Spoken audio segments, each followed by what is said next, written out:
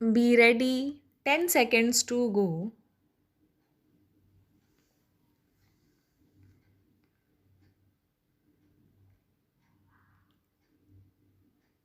Start. This bill does not form part of what is called the Hindu Code series of bills. Nevertheless, it is connected with the various changes that are sought to be brought about so that it may be considered, broadly speaking, a part of that approach. During the last many years, this House, and its predecessors have been considering this matter in various forms. At least one, two, or three occasions, I gave an assurance to this House that we shall expedite this matter. But somehow or other, my assurance did not produce much effect on the situation, and in spite of our wishes, there has been delay. It is true that in a matter of this kind, one cannot rush on and one has to give every consideration to various viewpoints in this house as well as outside. Nevertheless, it is rather unfortunate that there has been such considerable delay.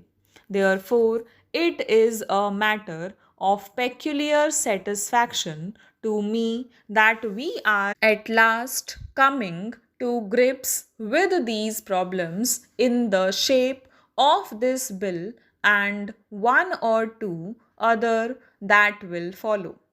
I am not scholar enough to discuss the niceties of Hindu law, but I have dabbled in some broad studies of law and custom and history and cultural developments. My own conception of Hindu society has been that it is essentially dynamic, not static and unchangeable. Indeed, the mere fact that it has lasted a long time is due to a certain dynamism which has enabled it to adapt itself to changing conditions. Gradually, Hindu society became rather static through the hardening of the caste system and in various other ways. This process was spread over hundreds of years, and the final seal was set upon it with the advent of British government in this country. Whenever we talked of Hindu law, we always talked of Hindu law and custom, which meant that custom was gradually changing Hindu law. That is, as conditions changed, customs developed, which affected the law in practice, whatever it might have been in the ancient texts. Of course, there are so many ancient texts that one can quote the scripture for any argument. Anyhow, the coming of the British, as I said, made the whole conception static because they codified our law and did so with the help of the most conservative sections of the community here. We have gone through political revolution in this country and become independent. We are going through a process of economic change. There is another aspect which is equally important, and that is social change. I do not think it is possible for you to think in terms of political change, ignoring economic and social change.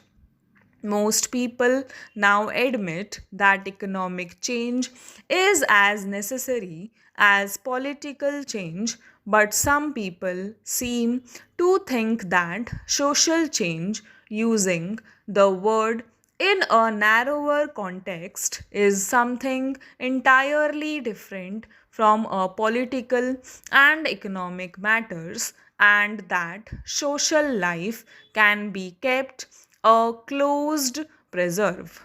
I submit that this is not the right outlook because life is an integrated whole. If the political context changes or the economic outlook varies, it follows that the social context also changes, whether you wish it or not. Therefore, a true revolution in a country must take into account all the three aspects together.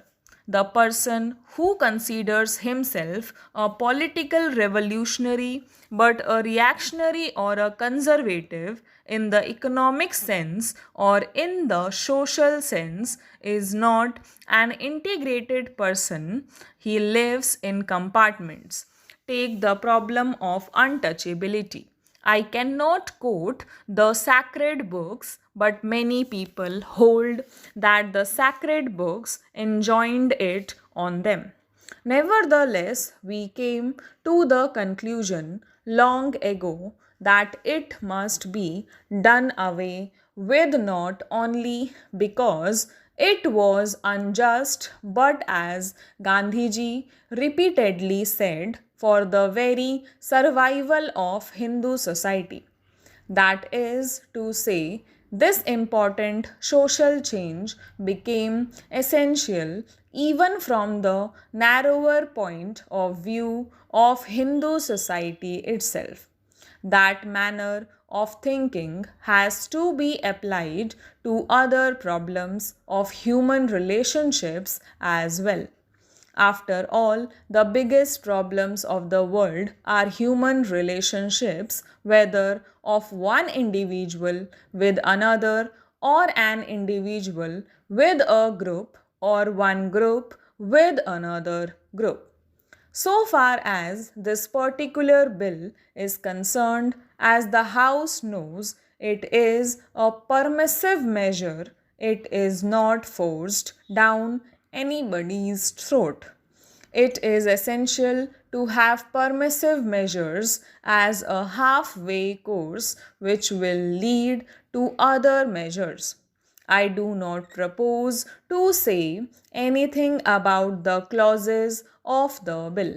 I think that as the bill has emerged from the Council of States, it would be desirable to make alterations or amendments only here and there, not in regard to any big principles.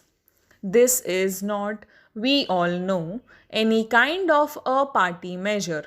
It is a measure affecting all of us. The bill concerns not merely Hindus, for it is a permissive measure which anybody can take advantage of. Stop.